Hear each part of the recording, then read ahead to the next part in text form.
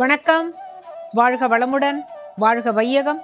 வையத்து மாந்தர் அனைவரும் கோலாகலமாக எல்லா பண்டிகைகளையும் கொண்டாட வேண்டும், ஆரோக்கியமாக இருக்க வேண்டும், ஆனந்தமாக சாப்பிட வேண்டும், நல்ல மனதிடத்தோடு இருக்க வேண்டும் அப்படிங்கிறதெல்லாம் தான் சொல்லி வாழ்த்தி இன்னைக்கு முதல் நாள் முடிச்சாச்சு. இன்னைக்கு 2ஆம் நாள் நவராத்திரி.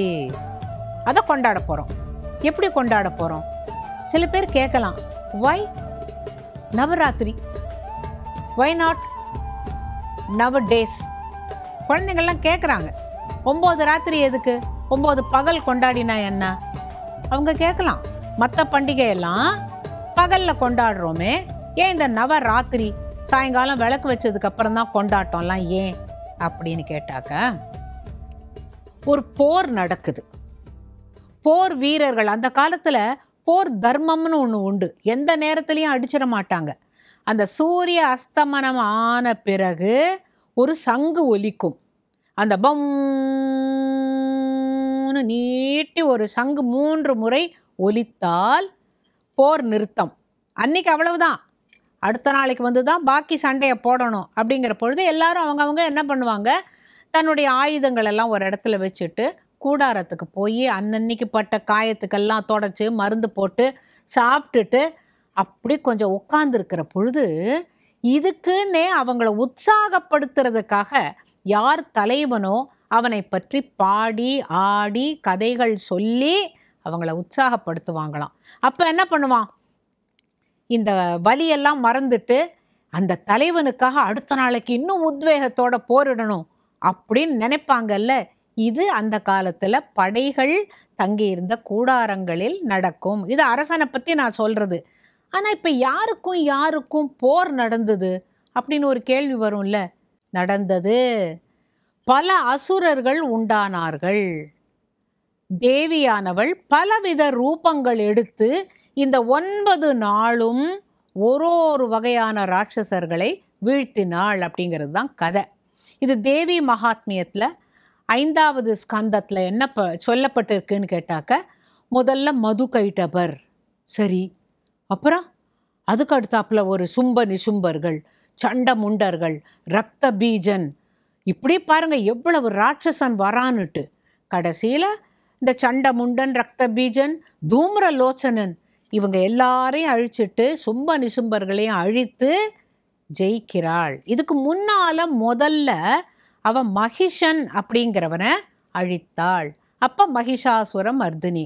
நான் இப்போ எவ்வளவு ராட்சசன் பேர் சொல்லிட்டேன் பாருங்க. அத்தனை விதமான ராட்சசர்களும் வந்தார்கள்.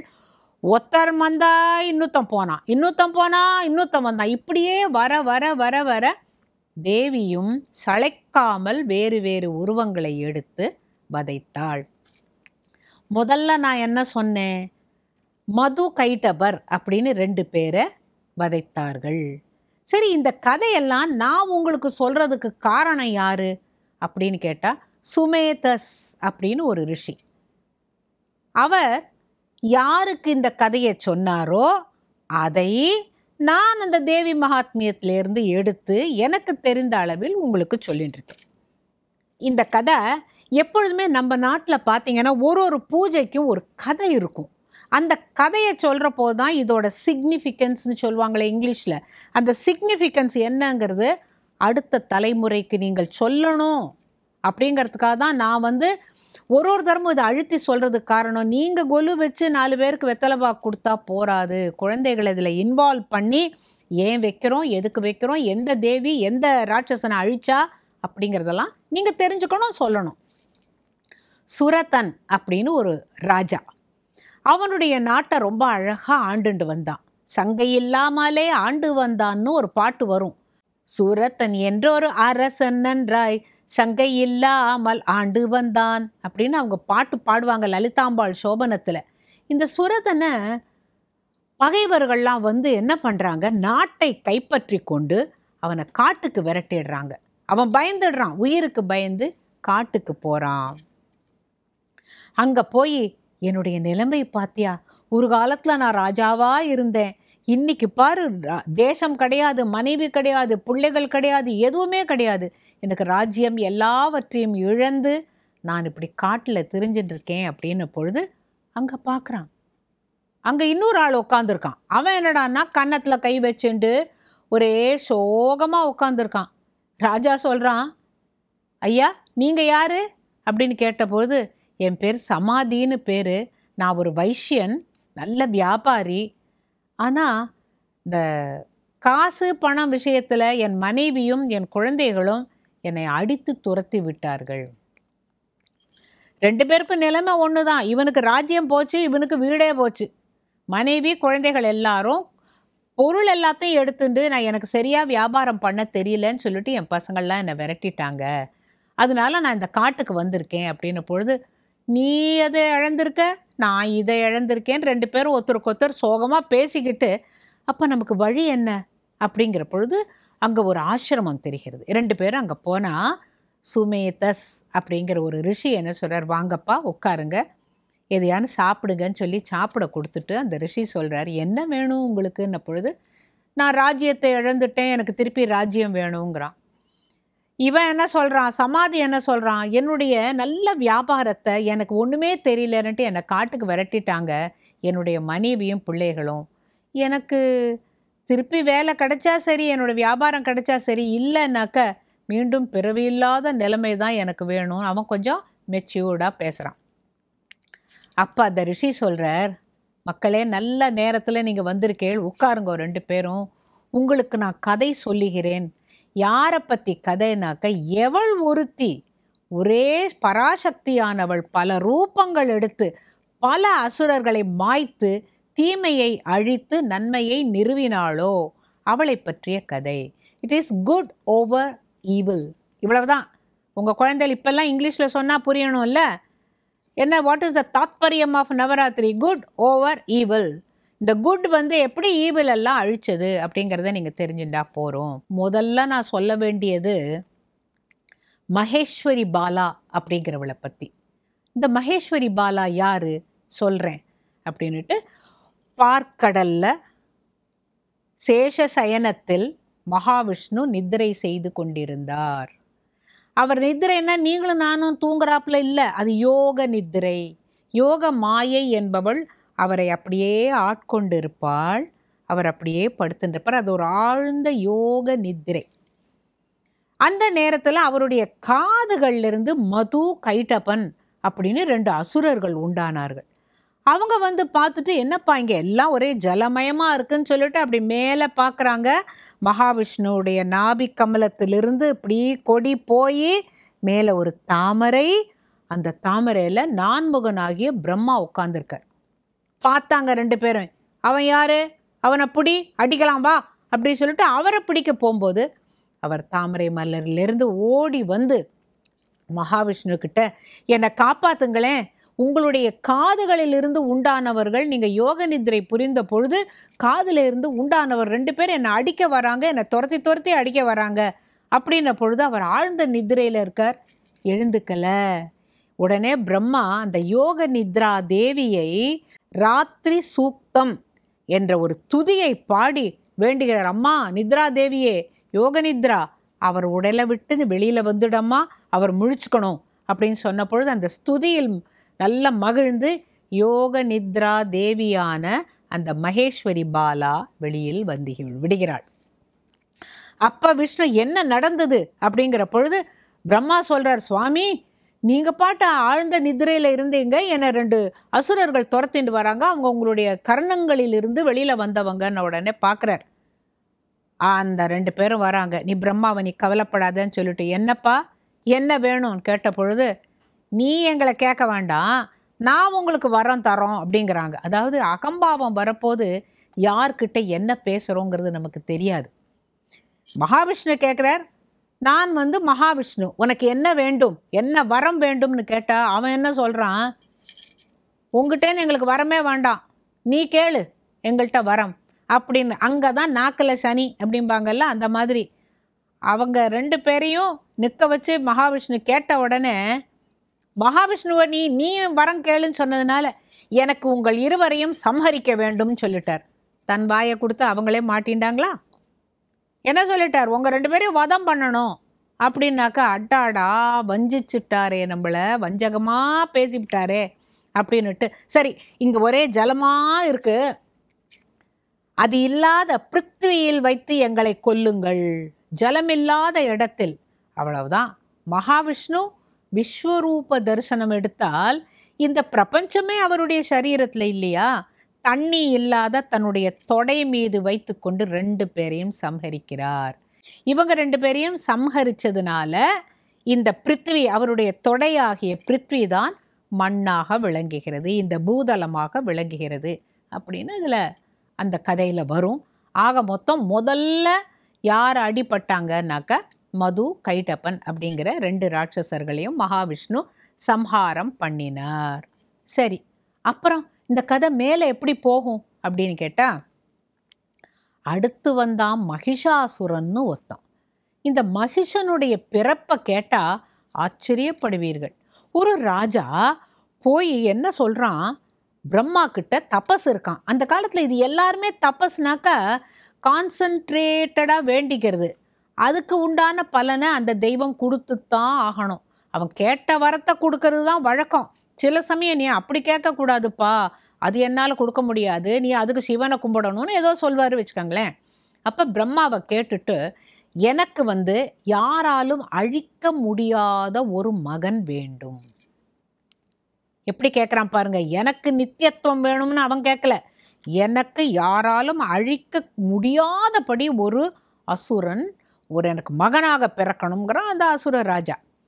அப்போ நீ யாரை இப்படி தேடி பார்க்குற பொழுது எந்த பெண்ணை பார்த்து உனக்கு மனசில் ஒரு ஆசை உண்டாகிறதோ, ஒரு காம வெறி உண்டாகிறதோ, அவளையே நீ கல்யாணம் பண்ணிக்கோன்னு சொல்லி வரம் கொடுத்துட்றார்.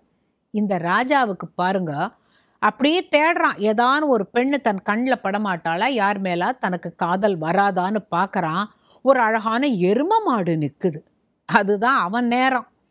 அந்த அழகான எருமை மாடு, இளம் பெண் மாடு, எருமை மாடு, முழுன்னு பளன்னு அந்த கொம்பும் கண்களும் ரொம்ப வசீகரமாக அவனுக்கு தோணி இருக்கு.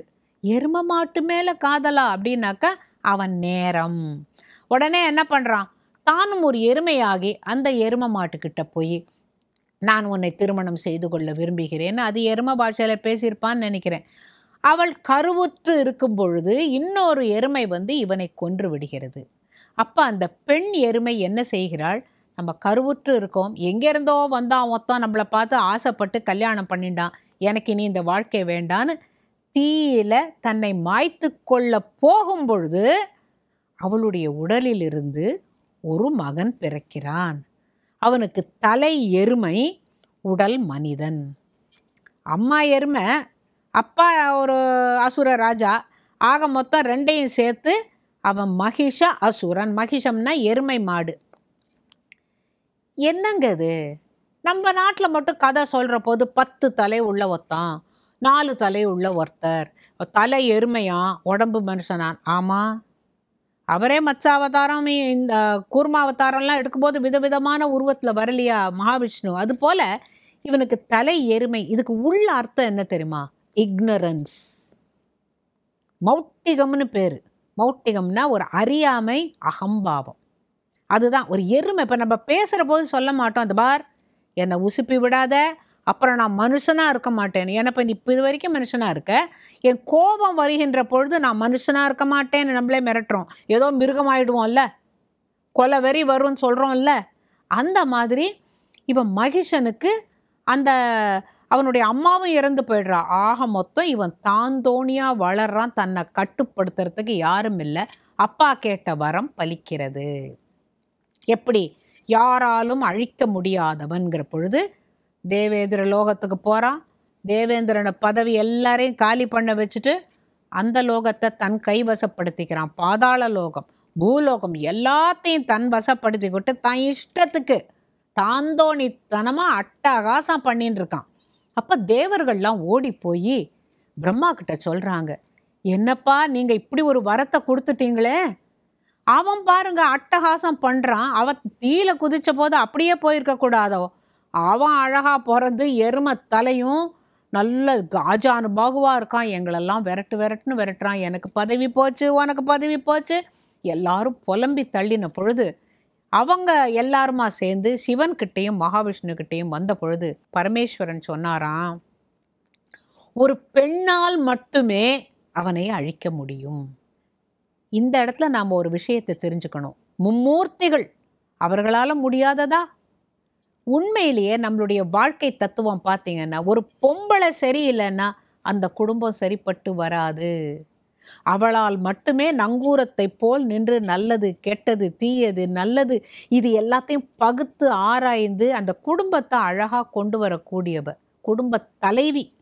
குடும்ப தலைவன் சம்பாரித்து கொண்டு தருவான். குடும்ப தலைவியால் மட்டுமே நங்கூரம் போல நின்று அந்த கப்பலில் உள்ளதை காப்பாற்ற முடியும் அப்படிங்கிறத அது உட்பொருளாக எடுத்துக்கணும். அவன் மௌட்டிகம்னு சொன்னேன், அறியாமை அகம்பாவம் எருமை தலையன். இவர் சொல்றார், தேவி ஒருத்தரால் மட்டும்தான் முடியும். சரி, தேவி அப்படின்னாக்கா பரமேஸ்வரனுக்கு பார்வதி உமா இருக்கா, மகாவிஷ்ணுக்கு மகாலட்சுமி இருக்கா, பிரம்மாவுக்கு சரஸ்வதி இருக்கா. இந்த தேவி யாரு அப்படின்ன பொழுது எல்லா தேவர்களும் கையை கூப்பிக்கொண்டு பரமேஸ்வரன் மகாவிஷ்ணு பிரம்மா எல்லாருமே அந்த தன்னுடைய தேஜஸ், அதாவது ஒரு கான்சன்ட்ரேட்டட் ஒரு ப்ரேயர், அவங்க எல்லாருடைய மனமும் ஒருமித்து அவரவர் உடம்பிலிருந்து நெற்றியிலிருந்து ஒரு தேஜஸ் கிளம்பித்து. பரமேஸ்வரன் முகத்திலேருந்து ஒரு தேஜஸ், மகாவிஷ்ணு உடம்பிலேருந்து ஒரு தேஜஸ். இந்த தேஜஸ்னா ஒளி. இந்த ஒளி அப்படியே அத்தனை தேவர்கள்கிட்ட இருந்தும் ஒரேடியாக அந்த emanating from the divine Dewas அப்படியே வந்து அது ஒரு பெண் உரு கொண்டதான். அப்போ தான் எல்லாரும் கண்ணை திறந்து பார்த்தா பேரழகோடு ஒரு ஜோதி ஸ்வரூபிணி நிற்கிறா. என்னை எதற்காக உருவாக்கினீர்கள், நான் என்ன செய்ய வேண்டும் அப்படின்னு கேட்ட உடனேவே தேவர்கள் மகிழ்ந்து, சரி நம்மளுடைய ப்ரேயர் எப்படி ஒரு ஜோதி ஸ்வரூபமாக ஒரு அழகான பெண்ணாக வந்திருக்கு, பெண்ணால் மட்டுமே இது முடியும்னு சொல்லியிருக்காரு இல்லையா. அப்படின்னோடனே பரமேஸ்வரன் சொன்னாராம், நீ மகிஷாசுரனை வதைப்பதற்காக எங்களுடைய தேஜஸிலிருந்து உருவானவளே தேஜஸ் ஸ்வரூபிணி, உனக்கு நான் என்னுடைய சூலத்திலிருந்து அதே போல் சக்தி உள்ள ஒரு சூலத்தை தருகிறேன் அப்படின்னு அவள் ஆயுதம் கொடுக்க வேண்டாமா மகிஷாசுரனை போய் கொல்றதுக்கு. மகாவிஷ்ணு சக்கரம் கொடுக்குறார், ஆளாளுக்கு ஒரு ஒரு ஆயுதங்களை கொடுக்குறாங்க தன் கையில் இருக்கிறதெல்லாம். இவன் வஜ்ராயுதத்தை கொடுக்குறான், ஹிமாச்சலத்திலேருந்து அவளுக்கு ஒரு வாடாத மலர் மாலை தராங்க, ஒத்தொத்தர் ஒன்னொன்று தந்து அவள் பொன்னாடை ஆடை ஆபரணங்கள் அழகு அணிகள் ஆயுதங்கள் இத்தனையும் அவ 18 கைகளிலும் தரித்து கொண்டு நிற்கின்றதை பார்த்து அத்தனை தேவர்களும் மும்மூர்த்திகளும் வியந்து போய் அப்படின்னு பார்த்து பொம்மையா நின்னாங்களாம். இது எங்கள் பாட்டி காலத்தில் கதை கேட்க போன போது ஒருத்தர் ஏன் பொம்மை கொலுவைக்கிறோம் அப்படின்னு கேட்டாக்க, அத்தனை பேர் தன்னுடைய சக்தியை ஒத்திக்கிட்ட கொடுத்துட்டு அவளுடைய அந்த ரூபத்தை பார்த்து அப்படின்னு ஆச்சரியமாக பொம்மை போல நின்னதுனால நாம் பொம்மை கொலு வைக்கிறோன்னு அவர் சொன்னார். எனக்கு இன்னைக்கு இது எங்கேயோ ஞாபகம் வந்ததுனால உங்களோட பகிர்ந்துக்கிறேன். இது நல்லா இருக்குல்ல, அவளை பார்த்து வியந்து போய் நின்று பொம்மையாக நின்னாங்க அப்படிங்கிறாங்க. அப்போ அவளுக்கு ஒரு சிங்கத்தை வாகனமாக தருகிறார். அத்தனை ஆயுதங்களையும் தரித்து கொண்டு மணி சங்கு சேகண்டி என்னெல்லாம் உண்டோ அத்தனை ஆயுதங்களையும் எடுத்துக்கொண்டு தாமரைப்பூவை கையில் எடுத்துக்கொண்டு 18 கைகளை விரித்தபடி அவள் நிற்கிறாள். அவளுக்கு ஒரு சிங்கம் தரப்படுகிறது. இதுதான் உன்னுடைய வாகனம், நீ போய் மகிஷாசுரனுடன் போரிடு, அந்த போரிட்டு அவனை வீழ்த்த வேண்டும், அதுதான் நீ செய்ய வேண்டியது, உன்னால் மட்டுமே முடியும். இதுக்கு கல்கட்டாவில் மாலை அமாவாசை அன்னைக்கு இந்த துர்கா, இவ பேர் துர்கா, இந்த இப்படி 18 கைகளோடு நிற்கிறாளே வானளாவி தேஜஸ்வரூபிணி, அவளை துர்கா அப்படின்னு சொல்லுவாங்க. அங்கே ஒரு பாட்டு கேட்கும், அந்த காலையில் மகாலய சண்டி பாட் அப்படின்னு போடுவாங்க. நிறையா பாடல்கள் நல்லா இருக்கும். ஆனால் அந்த ஜாகோ அந்த துர்கா நீ எழுந்து வாங்கிற பாட்டு அதை நினைக்கிற போதே எனக்கு அவ்வளோ சந்தோஷமாக இருக்குது. எப்படி திரும்ப வரும் அது, ஜாகோ তুমি জাগো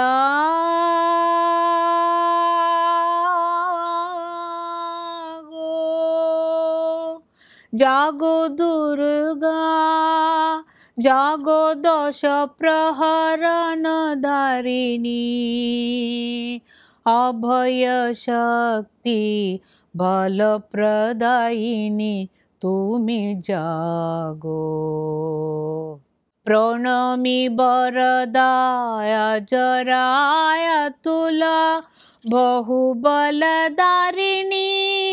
रिपुदल भरिणी जागो माँ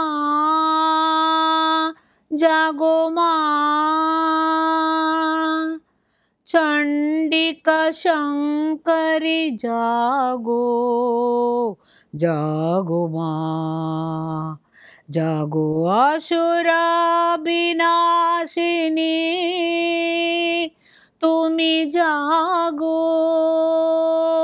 जागो तुम्ही जागो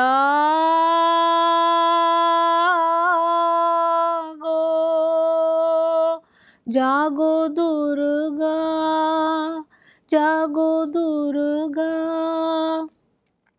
எத்தனையோ வருஷங்களுக்கு பிறகு இந்த பாட்டு என்னுடைய மனசில் இன்னும் நிழலாடின்னு இருக்குன்னா அது எவ்வளவு ஆழமாக என் மனசில் அந்த துர்காவுடைய அந்த அழகும் அவளுடைய அந்த அற்புதமான வடிவமும் சிம்மவாகினியாக அவள் மகிஷாசுரனை வதைக்க புறப்படுகிறாள் அப்படிங்கிற வரைக்கும் இன்னைக்கு நாம் கதையை பார்ப்போம்.